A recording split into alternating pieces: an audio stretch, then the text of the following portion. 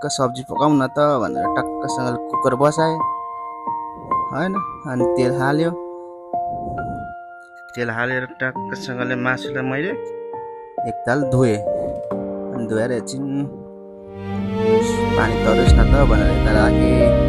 त्यसपछि यसो त्यहाँको बोसोहरू निकाल्यो, पछि हाल्नु लागि। अहिले हाल्यो भने त सबजना दुरुक भइहाल्छ नि त बोसो, त्यही भएर पछि हालौँ न त भनेर अब यस मासु एकछिन गरेर हल्का यत्तिको भयो है।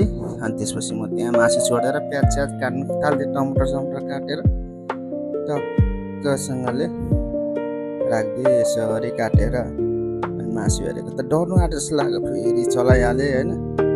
हेर्नुहोस् त मासु खाउँ लाग्दैन।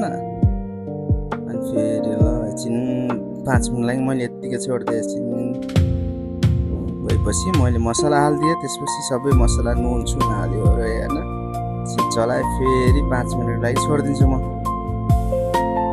छोडिदिएर टक्कसँगले म फेरि मिक्सर गर्न थालेँ। तलसम्म मिक्सर गरेँ। त्यसपछि फेरि टमाटरले मिक्सर गरेँ। ग्रेभी त चाहियो बोकाको मासुमा त। टक्कसँगले हाल्यो ग्रेभी, टक्कसँगले चलायो एकछिन अनि एकछिन छोडियो चलाएर है त। फेरि चुलो हेरेको फोहोर लाग्नु थाल्यो। फेरि चुलो सफा गरेर बोसो फेरि ट्याङ्ग हालिदिइहाल्यो। अनि फेरि पसिना आयो, गर्मी पनि धेरै छ। फेरि पसिना पुस्दा ओर्दा फेरि एउटा सर्ट हानिदिउँ न त भनेर यस्तो क्यामेरा गरेको, जता जान्छ त्यता जान्छ।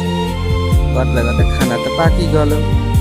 अनि म त बसेँ सुरु गरेँ है त। आजको लागि यति नै। ल्याम त खाइयो है। मिठो त अब हात चाट्दै खायो, सक्यो।